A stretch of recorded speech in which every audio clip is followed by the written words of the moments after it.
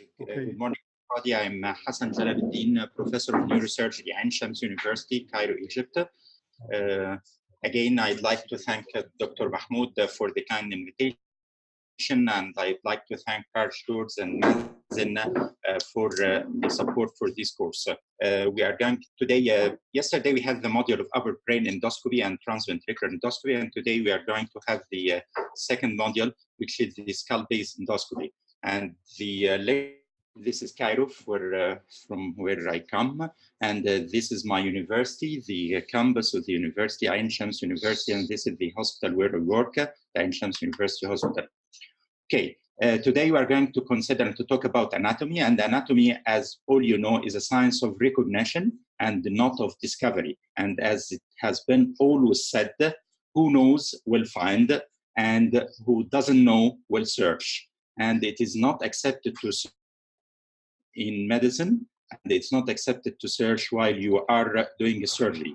So you have to know the basic knowledge and the basic anatomy of your approach. And it's better to revise this basic anatomy whenever you are going to do the approach again.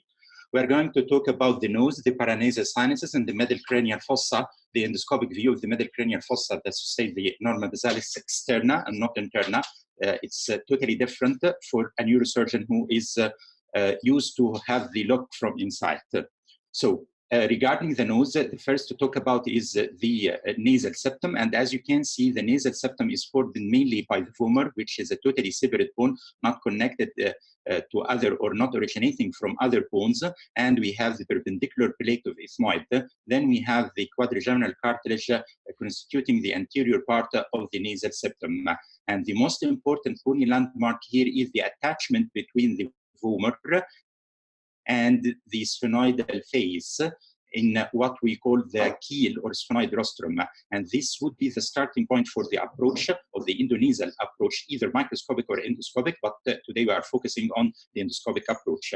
So again, as you can see, this is the bony landmark, which is an important bony landmark. 2/3 of the anterior sphenoidal face is connected to the femur. And we have to disarticulate the femur just before starting our approach. Again, this is the septum, and this is to emphasize the connection between the femur and the sphenoid air cell. When we go to the lateral wall of the nose, we have 3 turbinates, the inferior turbinate, which again is a separate bone, and we have the middle turbinate and the superior turbinate, which are both originating from the ethmoidal bone. And this is in a cadaver dissection. We have the inferior turbinate, the middle turbinate, and the superior turbinate.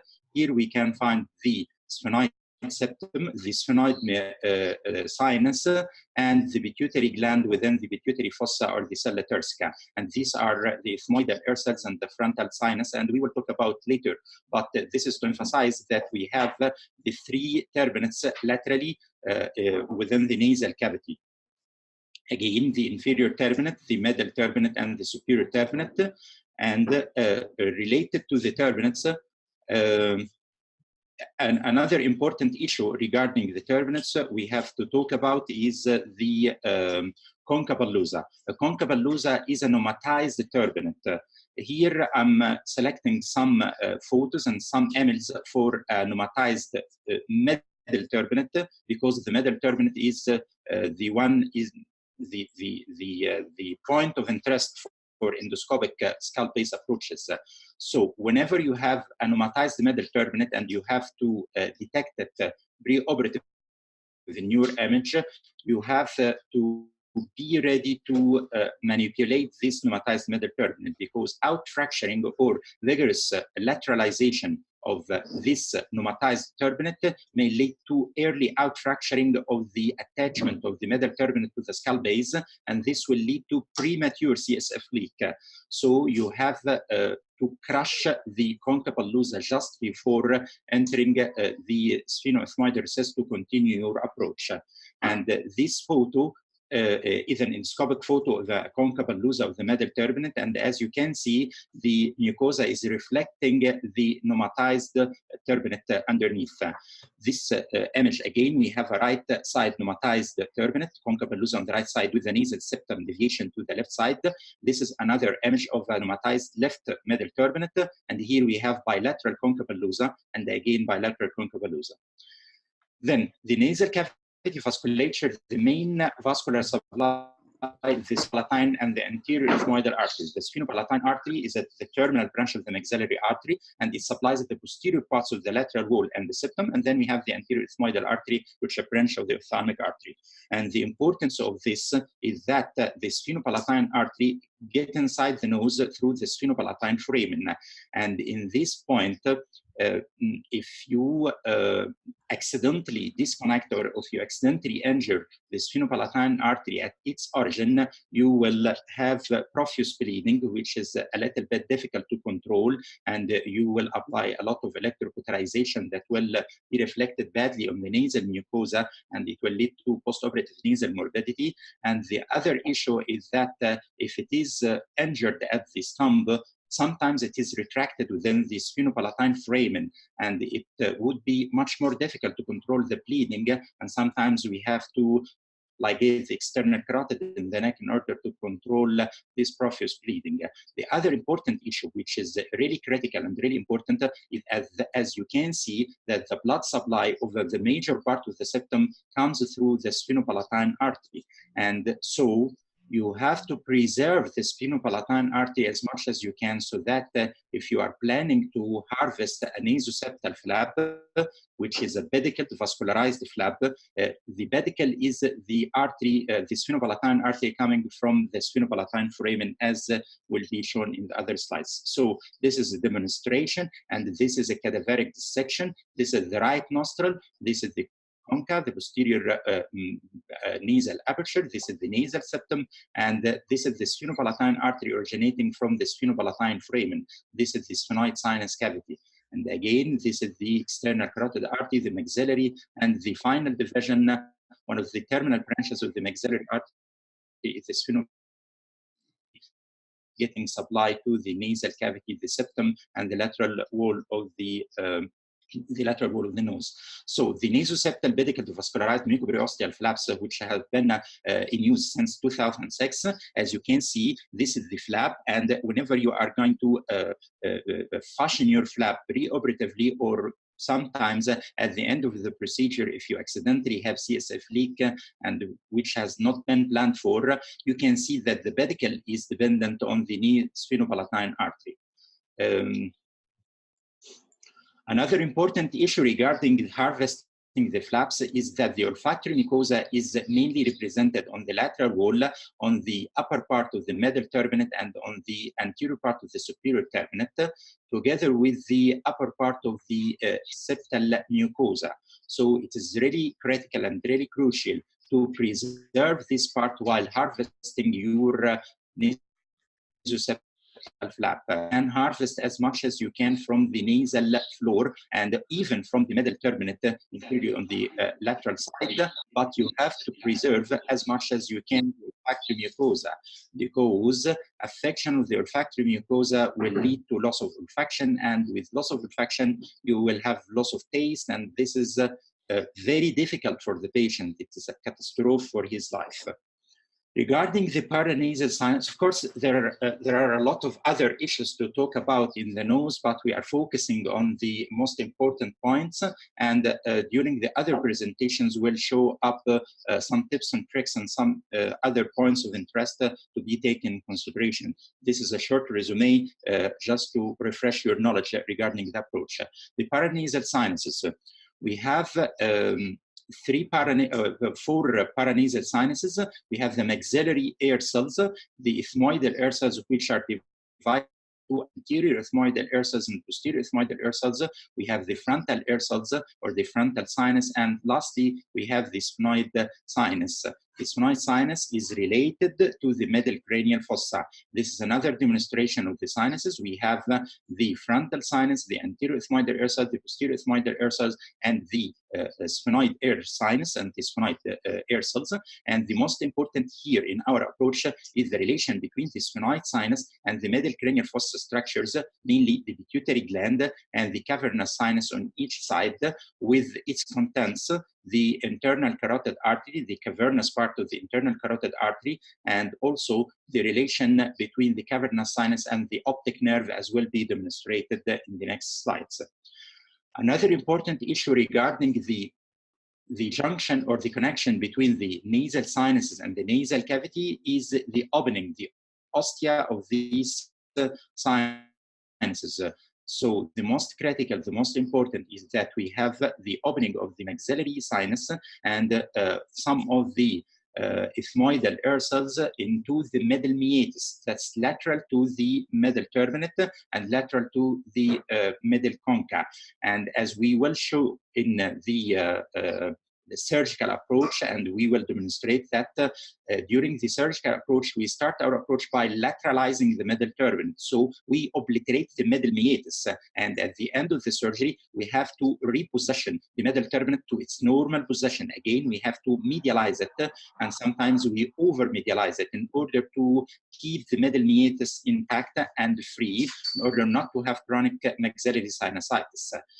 And again, another important issue is the connection between the sphenoid sinus and the nasal cavity through the ostium of the sphenoid sinus that will be demonstrated again. It's a critical landmark for the approach. So this is a cadaveric dissection. This is from Rotten's dissection. And as you can see, this is the anterior part of the nose. This is the middle turbinate. This is the nasal septum. This is the superior turbinate. When we go a little bit posterior, after removing the middle turbinates, we can see the vomer. And this is what we have stressed before, the junction between the vomer and the sphenoid rostrum, sphenoid face, or what we call the sphenoid keel. And as you can see, this is the right ostium and this is the left ostium, and this is much more closer view. This is the right ostium and this is the left ostium. And after removing the sphenoid rostrum or the sphenoid face or the anterior wall of the sphenoid, we get into the cavity where we can find, and as we will demonstrate in much more details in coming slides, the cellar floor and the clival indentation, and these are some intersphenoid septa, and this is what we call the optic protuberance. It is the bony covering of the optic nerve. We will lay stress on these structures again now. So this is to demonstrate an endoscopic view of the sphenoid ostium, the opening of the sphenoid sinus within the nasal cavity, and this is after lateralization of the middle turbinate, where this is the lateralized middle turbinate. Then we can see the superior turbinate, and this is the sphenoethmoidal recess, in the upper part of which we can see the sphenoid ostium. And this is another demonstration of bilateral sphenoid ostium. Maybe on the left side is much more larger and much more patent compared to the right side. This is another one, and this is a really big ostia bilaterally on the right and on the left. Again, another demonstration of the ostium. All of these are to the right nasal, the right nostril. And again, here we have the right one, the left one, again, the right and left, the right and left. Another issue considering sphenoid sinus is sphenoid sinus pneumatization. And we have 3 types of pneumatization. In 75% of individuals or specimens, we have what we call the cellar. The cellar type is the totally pneumatized sphenoid sinus. Then we have the precellar type in about 20% of the cases. And lastly, we have 5% of the cases what we call the conchal sphenoid sinus.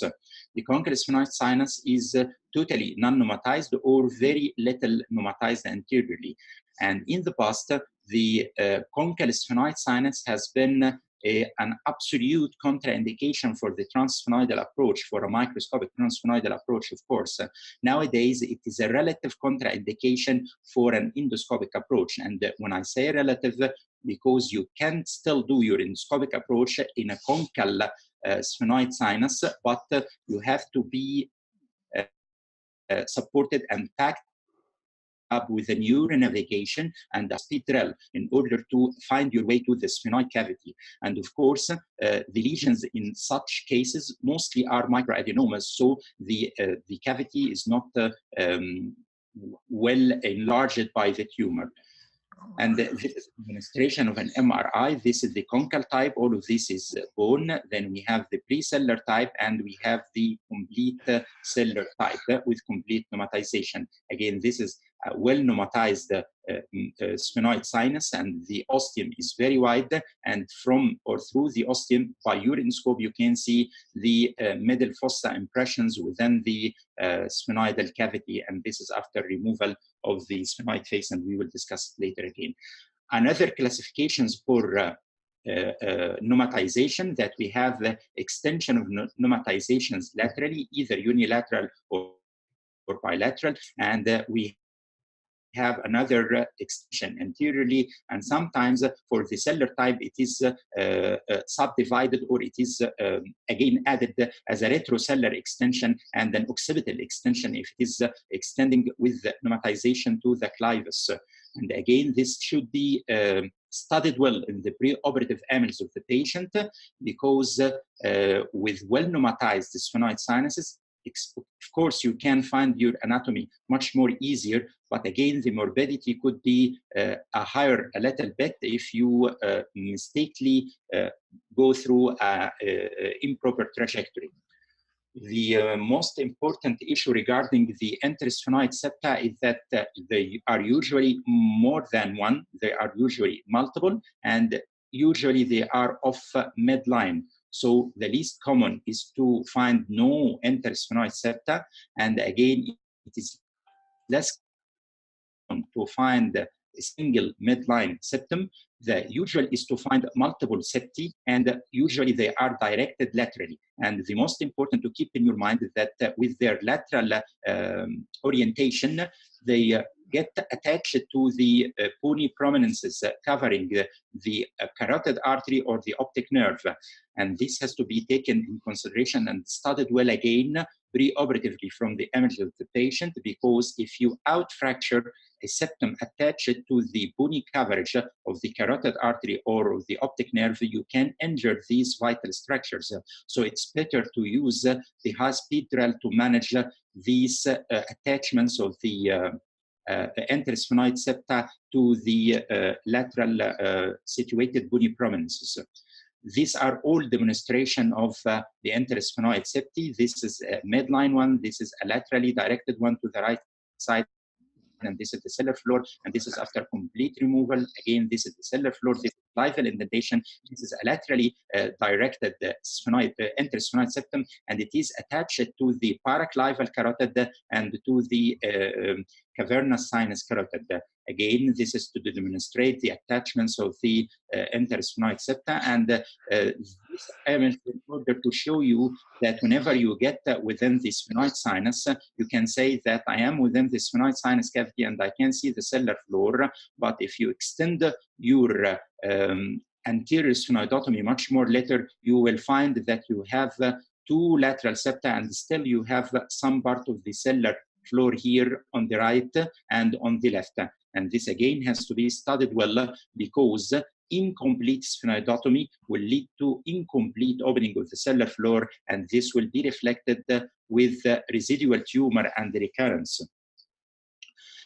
The importance of studying the CT, sometimes MRI is very critical and crucial in order to see the septa. Of course, to know or to see the bony structures, the CT is much more superior. And as you can see, this is a midline sphenoid septum, and as you can sphenoid the septum, yes. And as you can see here, we have multiple sphenoid septa, and the lateral ones are laterally directed and attached to the bony prominences over the optic and carotid.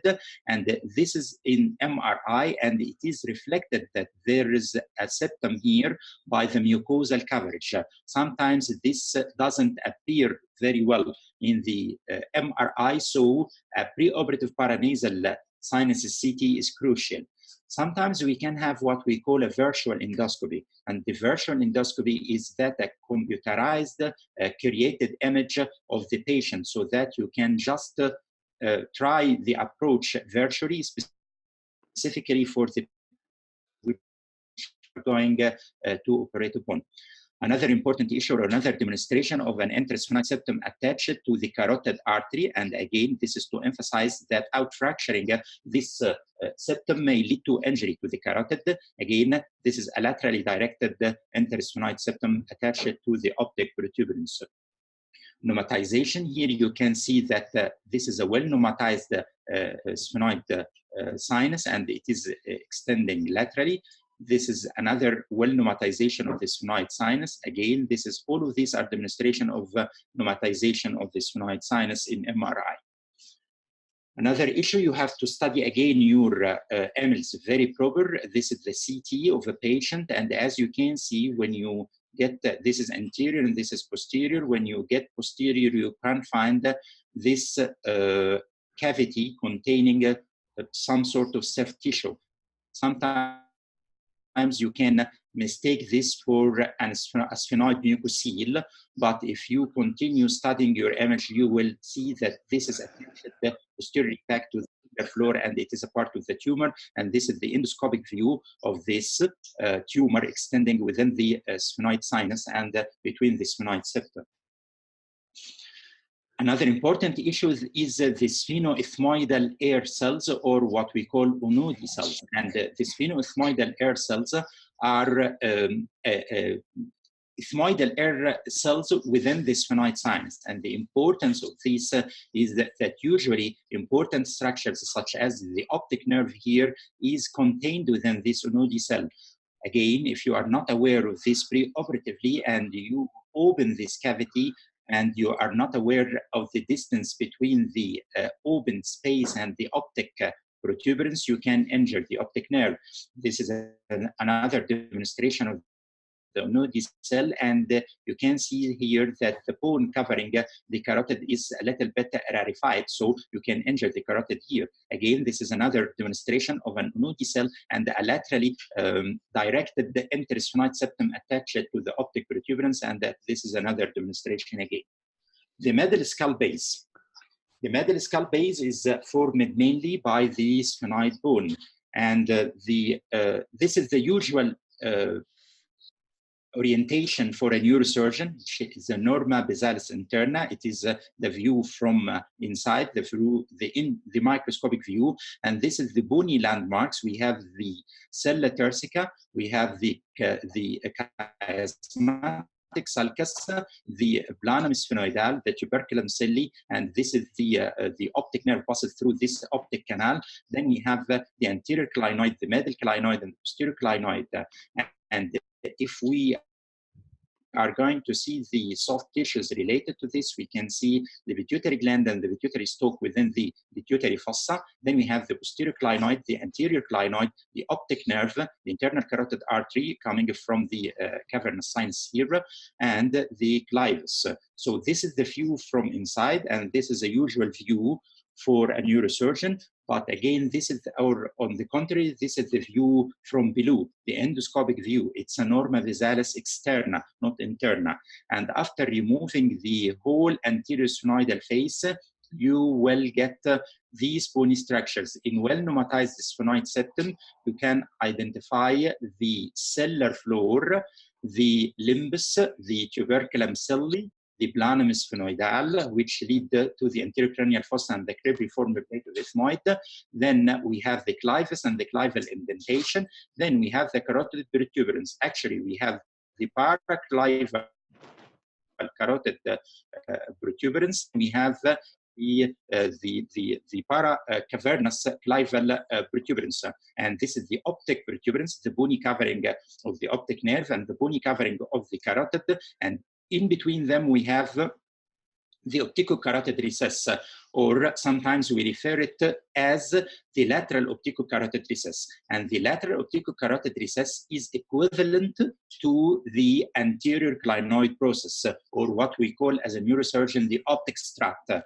And for a clinoidal meningioma, if you are going to operate transcranially, when you have a pneumatized optic strut and you open it accidentally, you will have post-operative CSF leak. You will have post-operative CSF rhinorrhea. So you have to be aware of this. And again, if this opticocarotid recess is well pneumatized, in some specimen we can find it well pneumatized, and this reflects a pneumatized and anterior clinoid or pneumatized optic strut. So you have to be cautious again for this. If we direct our endoscope a little bit posterior and inferior, we can see the paraclival carotid again. This is the cellar floor, this is the clival indentation, and this is the roof of the sphenoid sinus. This is another diagrammatic representation. And as you can see, these are the sphenoid septa attachment. This is the cellar floor. This is the internal carotid artery indentation. This is the planum sphenoidal. This is the tuberculum celli. And here you can see the optic protuberance, the carotid protuberance. And in between them, we have the lateral opticocarotid recess again, which reflects the anterior clinoid. And sometimes we have the medial opticocarotid recess, which is equivalent to the middle clinoid. It is posterior to the anterior clinoid when you are talking about the norma bisalis interna. After removing the bony structures, you can see the pituitary gland, the pituitary stalk, the optic nerve, and the optic chiasm. And this is another demonstration: the pituitary gland, the chiasm, and the optic nerve bilaterally. Then we have the internal carotid artery, the middle cerebral, the anterior cerebral A1, A2, and the ACAM anterior communicating artery. And posterior, you can find the basilar artery, the superior cerebellar artery, the posterior cerebellar artery, the posterior cerebral, and the superior and inferior hypophyseal arteries. Another demonstration and another specimen. This is the sphenoid rostrum, or the anterior face of the sphenoid, kept in place in order to detect the middle line and to show the depth. This is the cellar floor impression. This is the clival indentation. This is the internal carotid. This is the optic nerve, and this is the lateral opticocarotid recess. Again, this is this specimen demonstrates a little bit pneumatized lateral opticocarotid recess, which is again equivalent to the optic strut or the anterior clinoid. This is another demonstration: the cellar floor, the optic protuberance, the carotid protuberance, and this blue coloration reflects the cavernous sinus. This is after after removal of the bony structures. Again, the pituitary stalk, the chiasm, the optic nerve, the internal carotid artery, the superior hypophyseal artery, and again another demonstration. This is the chiasm, the optic nerve, the pituitary stalk, the right A1, the anterior communicating, the right and left A2, and the pennular artery. These are multiple specimens: the cellar floor, clival indentation, paraclival carotid protuberance, para-cavernous carotid protuberance, opticocarotid recess, optic protuberance, planum sphenoidal, and this is after removing the bone, as we have shown previously.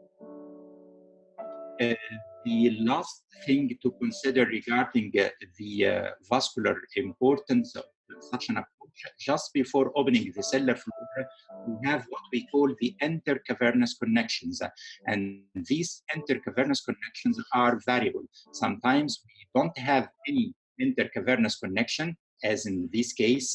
Sometimes we have only posterior intercavernous connection, only anterior intercavernous connection, anterior and posterior, anterior, posterior, and inferior, or what we call circular intercavernous connection. And the importance of this intercavernous connection in case of extended approaches or in case of microadenomas, that these connections are highly vascular. So you have to control them either by electrocautery or some sort of endoscopic ligation just before opening the cellar dura or the cellar floor, in order to avoid profuse bleeding that it is sometimes very difficult to control.